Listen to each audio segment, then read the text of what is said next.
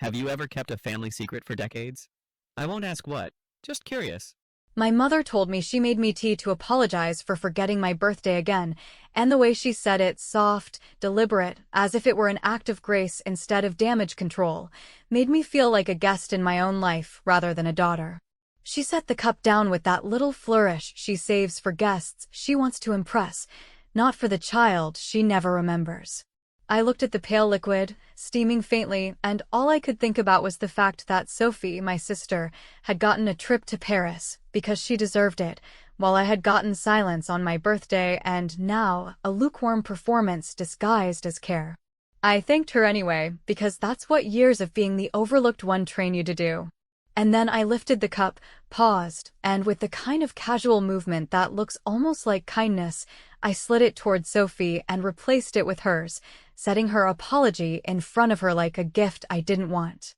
Sophie laughed, because she always laughs at the things that make me tight inside. "Oh my God, Mom, this is so over the top," she said, rolling her eyes, still glowing with the kind of easy confidence you earn when you grow up as the favorite. She took 2 quick sips, barely tasting, and then she coughed. At first it was light, a dry tickle. Then it broke into something harsher, a choking scrape that bent her forward. Her face flushed red, her hand clawed at her throat, and the room filled with the sound of panic that does not care about family politics. I pushed my glass of water toward her, and she grabbed it, trying to drink, coughing harder as liquid spilled down her chin. I did not touch the tea. I sat back, my hands folded, and watched Mom's face freeze in a way that told me she was calculating as much as she was worried. Her eyes cut straight to me, sharp and unblinking, like she had already decided this was somehow my fault. For a split second, I saw something flicker there, fear, maybe guilt, but then it was gone, replaced with her usual mask of control. "It's just her throat. It's sensitive, she's fine," she said quickly, like a script she had memorized. But Sophie wasn't fine. She was bent forward, coughing into a paper napkin that came away spotted, her breath wheezing. The drive to urgent care was chaos wrapped in performance. Mom kept talking from the driver's seat, filling the car with excuses. Maybe it was dust, maybe it was lemon, maybe it was Sophie's nerves. Sophie gasped and coughed beside me, clutching a small bin the nurse had shoved into my hands when we arrived.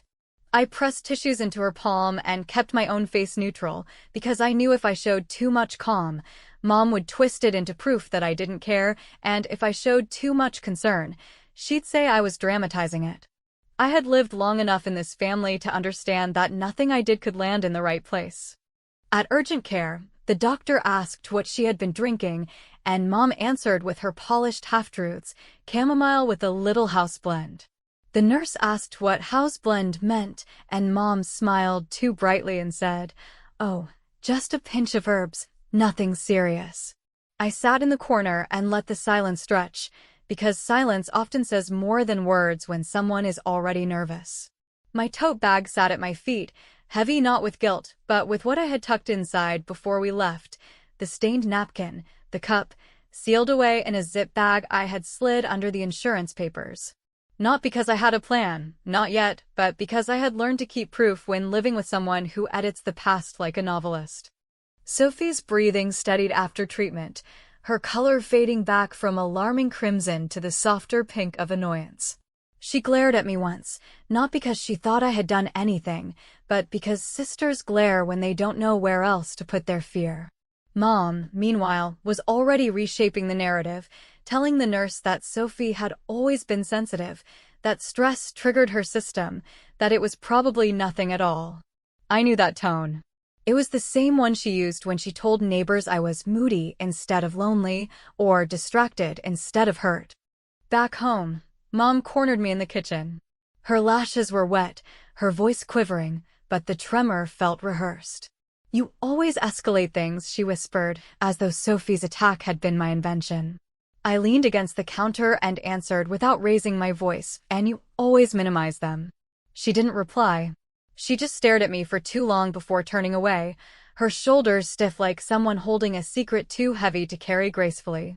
That night, when the house was finally quiet, my phone buzzed with a notification from the Wi-Fi camera in the living room. Motion detected. I opened it and saw the tray, the two cups, the moment I reached out, the moment Sophie sipped, the instant Mom's face cracked open in shock. A perfect little movie of everything she would try to deny. The footage uploaded to the cloud while I watched, safe and permanent, beyond her reach. I didn't press play a second time. I just closed the screen and sat in the dark, knowing that for the first time in years, the story might not belong to her.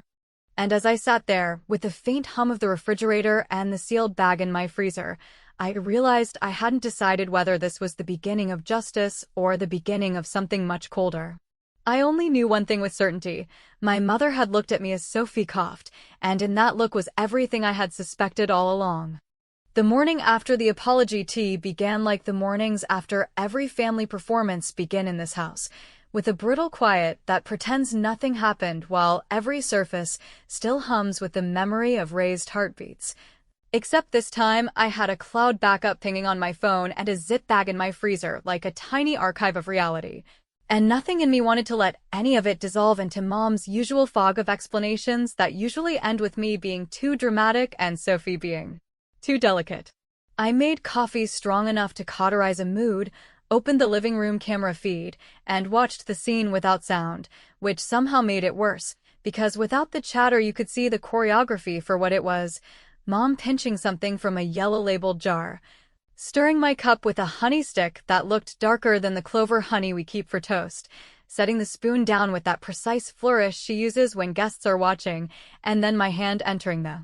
frame with a simple, almost polite slide that put my cup in front of Sophie, who lifted it as if the world had been arranged correctly for her comfort, which, to be fair, has been the family mission statement since we were old enough to notice. I paused the video on Mom's face at the exact moment Sophie coughed the second time, because the second cough wasn't a surprise cough, it was recognition, and the way Mom's mouth formed a perfect little circle would have been funny if it didn't make my stomach tip. And I thought about all the nights she brewed sleepy tea when we were kids so she could have adult time with the neighbors, and how I learned to pour mine into the plant on the landing because I hated the way it made my limbs heavy. While Sophie swore it was soothing and perfect, and I wondered whether old habits grow up into new rituals when no one challenges them. I did not send the footage to the family group chat because I am not a pyromaniac. I am a planner, and when you grow up with someone who edits the past for sport, you learn that the most effective strike is not loud but surgical. So I forwarded the clip only to Sophie with one line that carried the weight of every time I warned her quietly, and she chose to laugh it off. Watch your back. While the dots on my screen pulsed and paused, I opened my banking app and scrolled past balances I do not talk about at family dinners because money is only polite when it belongs to Sophie.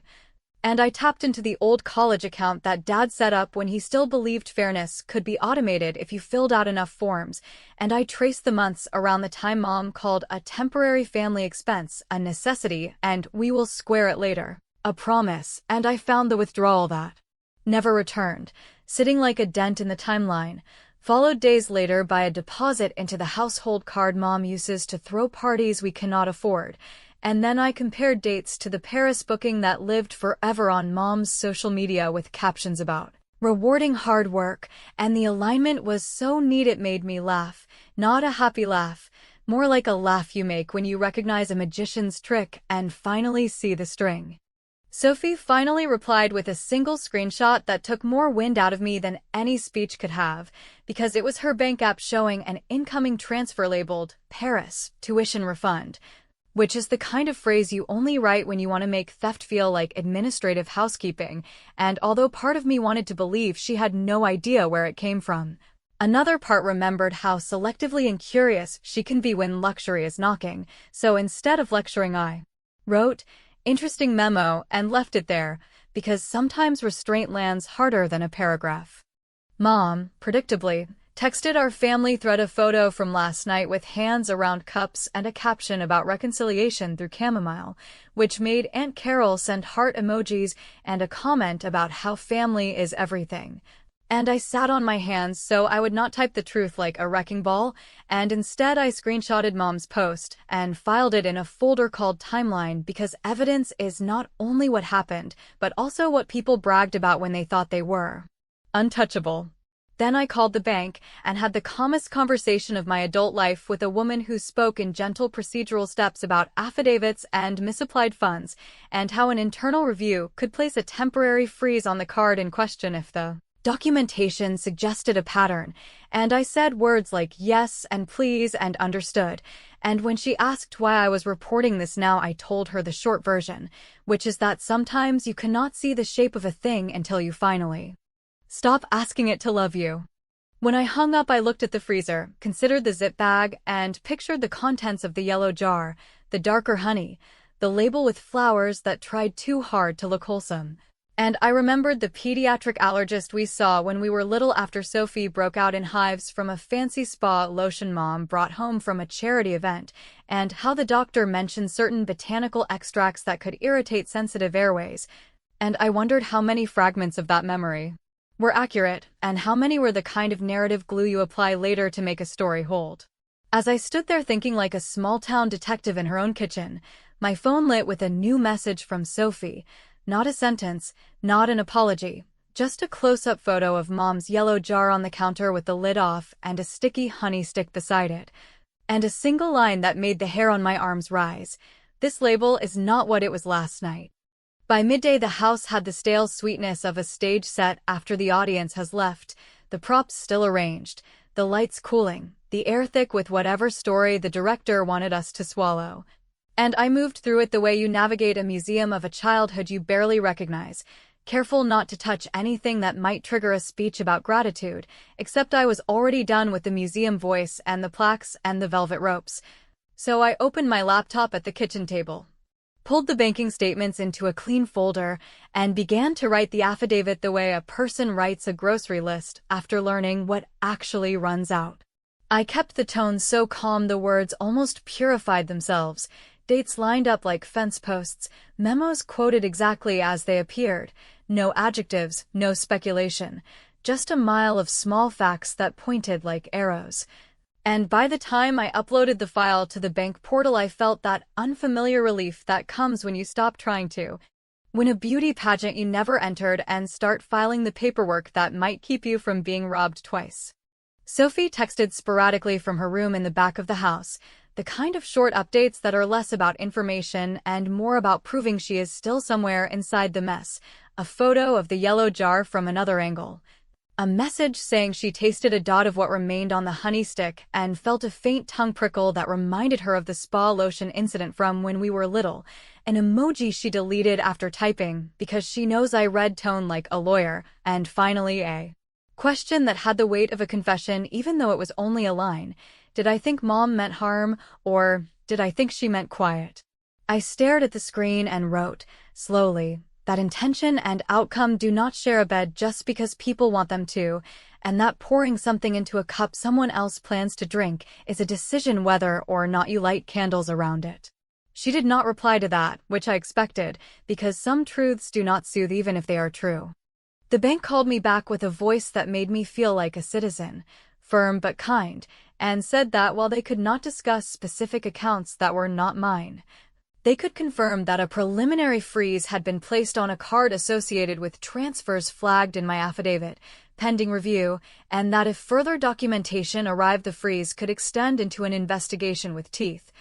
And I thanked her like she had just returned something I left in a cab, because to be honest, she had. Only what I had left behind was the version of myself that always waited for permission to object. 5 minutes after I hung up, Mom's phone began the kind of chiming that means a credit card has been declined for something she ordered on automatic, and from the living room I heard her say a bright, brittle, "That cannot be right," to no one in particular. The beginning of a soliloquy that would try to cast the bank as rude, fate as petty, and me as unhelpful if I walked in too soon. I stayed in the kitchen and poured water into a glass I did not drink, because sometimes restraint is the only power that does not need applause. I thought about calling our aunt, the only person in this family who knows how to love without bookkeeping, but I did not, because the moment you widen the audience, the stage lights come back on, and I wanted this act to stay small until I decided how it ended. Instead, I went to the hall closet where Mom keeps old medical folders in a milk crate behind a stack of linen napkins she never uses without mentioning how much they cost, and I pulled the crate onto the floor. Flipping through file tabs that read like an index of our managed childhoods, immunizations, school forms, a physical therapy referral for the time Sophie sprained her ankle in cheer, and then, toward the back, a thin folder with a pediatric practice logo and the allergist's card stapled. Inside, the paper softened by years, but the ink still stubborn. I read the note aloud to myself the way you do when you finally find proof that an argument belonged in the past. History of sensitivity to specific botanical extracts. Recommendation to avoid certain herbal preparations, cautions about compounded blends with sedative properties, and a polite warning that even small exposures can produce significant respiratory irritation for a child with reactive airways. Signed with a tidy flourish by a doctor whose name I immediately searched and screenshotted for dates. I walked the folder to Sophie like a messenger who knows the letter will not bring comfort, and she took it with hands that trembled a little, not theatrical, just human, and as she read her face performed the kind of math you cannot outsource. Adding up the sleep teas and the quiet nights and the house blends and the spa lotions and the trips that were always earned and the birthdays that were always almost remembered, and when she finally looked at me her eyes were not the eyes of a favorite defending the monarchy. They were the eyes of a woman counting the costs of being a daughter in a family where love gets itemized. She whispered that she did not want Mom arrested, which made me laugh softly because the image did not fit the person we know, the one who would call a lawyer for a scratch on her car and an influencer for a scratch on her pride. And I told her that accountability is not a police siren, it is a mirror, and we were just holding one up. For my small revenge, I scanned the allergist's note and attached it to a concise email addressed to myself, to Sophie, and to the travel agency whose confirmation had our family name spelled in gold on a digital voucher. With a subject line that would be hard to ignore in any office, documentation relevant to recent health incident, request for courtesy review of travel accommodations in light of medical advisories. And I kept the body so reasonable that the reader would either comply or prove themselves allergic to facts, which in this world is almost as useful as compliance. I hit send and felt the door to episode 1 click behind me, not locked, just closed. By late afternoon, as the light went from warm to accusatory across the kitchen tile, my phone buzzed with a voicemail from a number I did not recognize. A practiced voice identifying himself as a pharmacist from a boutique wellness shop that partners with the market where Mom buys her curated miracles. Calling to confirm a reorder of a calming blend with added supplement that should never be combined with certain antihistamines, and asking, in the cheerful way of customer service, whether we wanted the same honey infusion as last time or the standard base, and before the message ended I felt the air around me thin, because the timestamp on the order was last night, placed after we got home from urgent care.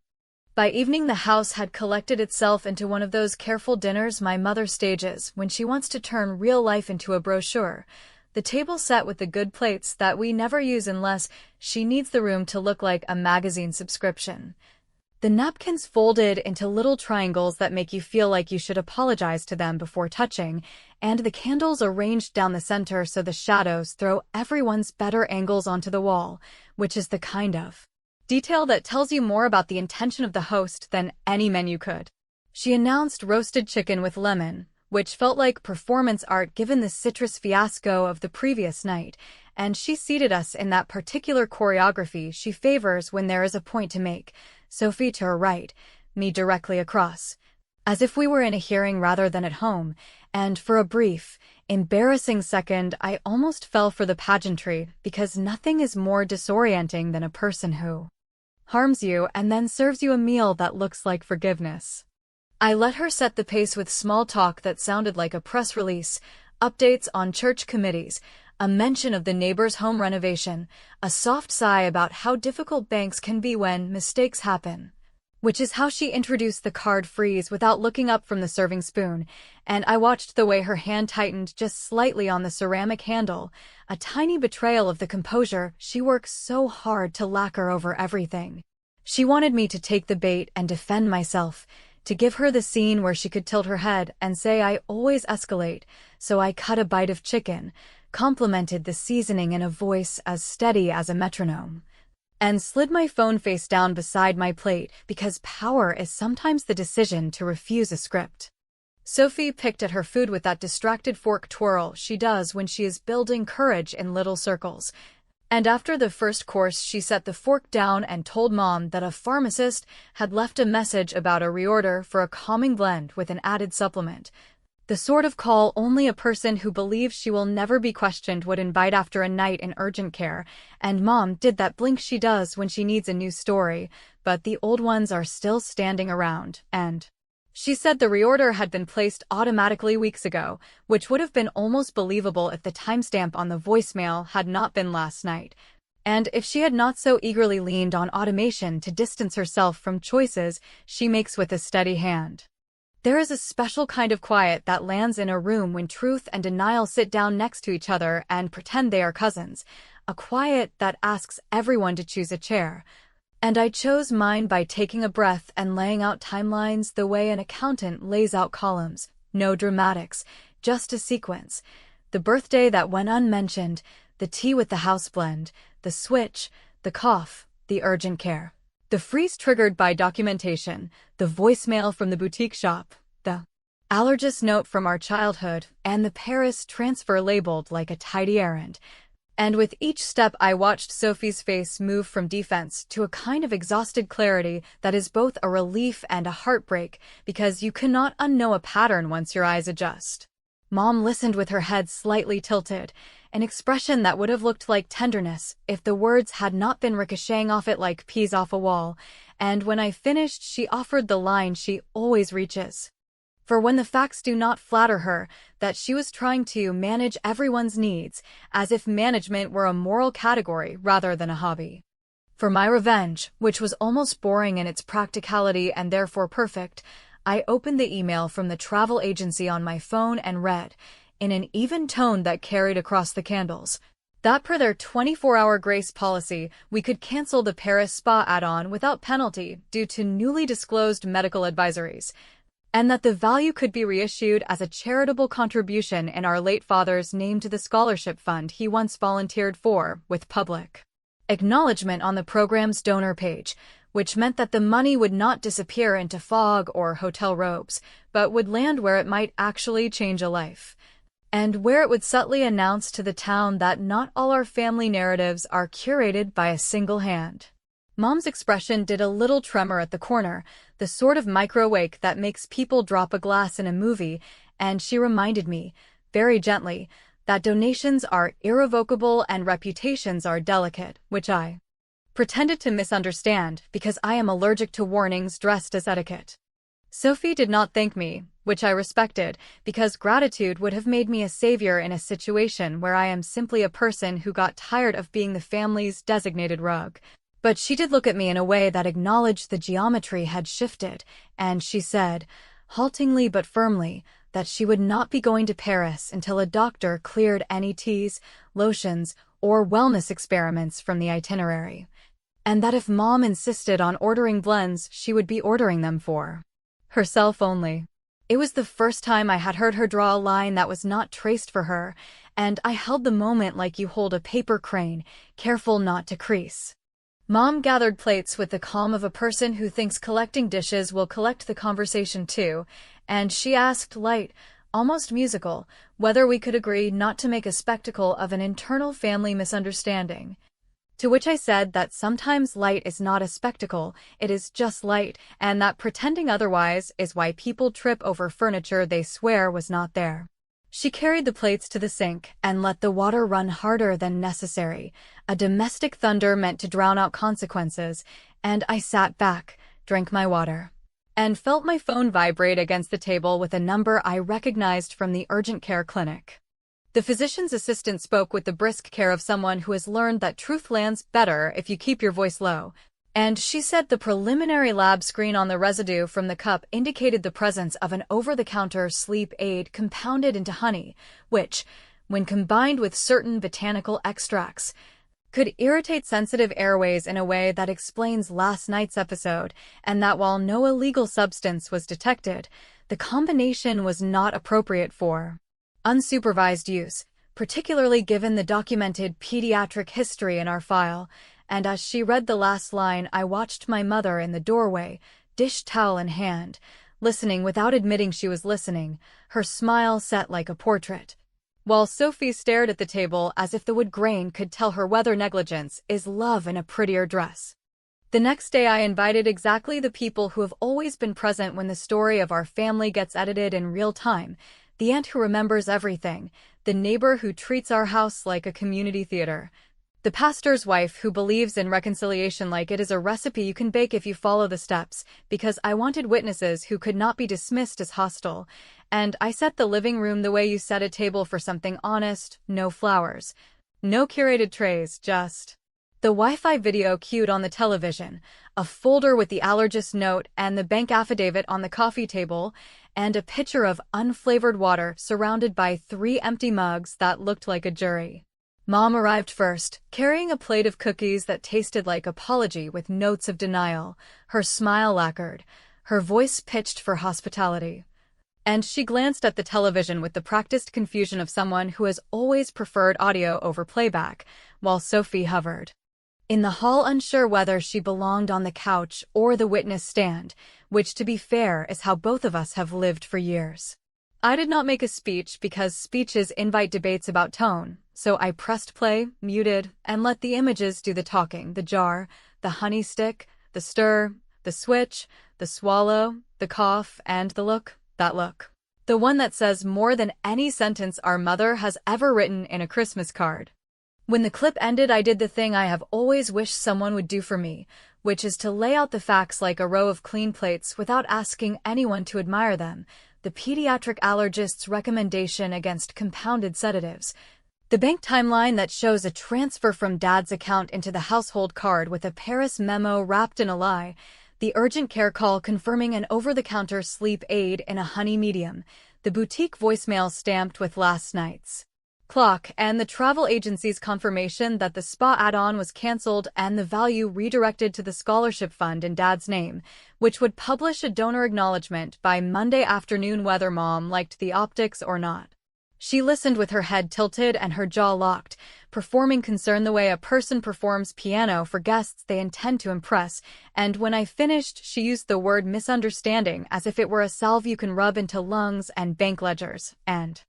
claimed she meant to calm me so we could talk like adults because apologies are hard in a house this loud, and that if the tea was stronger than intended then it was because the shop's honey infusion was mislabeled, and that if the transfer memo looked unfortunate then that was a clerical error, and if the camera caught a bad angle then perhaps cameras cannot read hearts. Sophie surprised me by not defending her. Instead, she turned to me with a face that had finally decided to be a woman's face rather than a daughter's, and said she needed to own what she had avoided, which was that when Mom told her the Paris money was a loan from a fund I was not using, she believed it because believing is easier than asking questions that ruin a travel wardrobe. And she did not look at me for forgiveness because she understood forgiveness is not a customer service counter. And in that moment I felt more sisterhood than I had felt since we were little and shared a room and a nightlight shaped like a moon. Aunt Carol cleared her throat the way elders clear throats when they are about to rescue a narrative from the person who set it on fire, and gently asked Mom whether she had read the pediatric note when we were children. And Mom said she had skimmed and trusted her instincts, and the pastor's wife murmured that instincts are not prescriptions, which would have made me smile if the room were not so taut. For my last revenge, which was neither loud nor cruel and therefore perfect for a story that has always confused volume with truth, I opened the small box on the coffee table and pulled out a single birthday candle,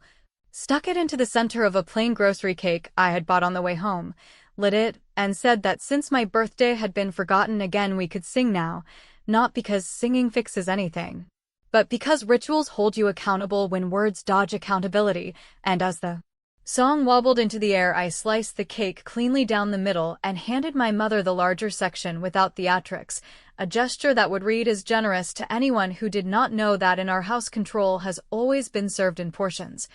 And then I turned the smaller plate to Sophie and put the remaining slice in front of myself with a glass of water. And for a quiet second, we sat like three people tasting an ordinary thing that has never been ordinary here. While everyone chewed through the awkward frosting, my phone buzzed with a number I did not recognize. And because I have learned that truth travels inconvenient routes, I answered on speaker, and the pharmacist from the boutique shop, cheerful and oblivious to the theater around him, confirmed the reorder of the calming blend and read the special instructions note attached to the account, a note that did not exist in the voicemail, but existed now in his system, a neat sentence that made the room colder, for a big night, stronger batch, honey infusion approved, and then an initial that could have been an L or a lazy S depending on whether you wanted your mother or your sister to be the villain. And before anyone could respond, he added that the order had actually been placed earlier yesterday afternoon, which meant it predated the urgent care, and that someone had called late last night to ask that the label be reprinted to match a prior order, which explained the swapped sticker Sophie had photographed and sent me with that line about not matching. The silence that followed was the kind that decides families, not a storm but a pressure drop, and I watched two faces I know as well as my own tilt toward two different versions of what had happened. One where a mother anxious about an apology reached for an old trick and then lied about it, and one where a sister, terrified of losing her pedestal, tried to nudge the story just enough to land blame where it always lands, and maybe a third version where I, who have learned survival by anticipating harm, made a quiet swap not because I believed anything terrible would happen, but because I wanted the performance to end and did not care if the ending stung. Aunt Carol whispered that intention matters and so does impact, which is a sentence that sounds like a proverb until you have to live with both. By dusk, the pastor's wife took the neighbors home. Aunt Carol hugged me the way people hug at hospitals. Sophie packed a small bag and said she would stay with a friend until the air stopped tasting like theater dust. And Mom stood in the doorway with her keys in her hand and asked whether we could agree that none of this belonged on the internet, which was her way of admitting that control was leaving the building. And I said that what belongs anywhere is the part people are willing to own. After they left, I opened the freezer and held the zip bag up to the light like a snow globe full of the past, then slid it back behind the peas, not because I was afraid of losing it, but because I finally understood it was not the prop that mattered. It was the part one played tonight, measured, unblinking, unwilling to be rewritten. An hour later, a notification from the bank arrived, a sterile line announcing that the disputed funds had been restored through an anonymous family contribution, which could have been Mom's attempt to control the narrative or Sophie's attempt to buy silence or a quiet gift from Aunt Carol who will not discuss it. And I turned off the television without replaying the clip and washed the cake plates in water that ran until the room sounded like rain. Whether I was right to switch the cups will be an argument people who love me will have with people who love the idea of me, and maybe that is the point, that sometimes clarity does not arrive as a verdict, but as a room you can finally breathe in, with a plain glass of water and a candle you light for yourself because no one else remembered.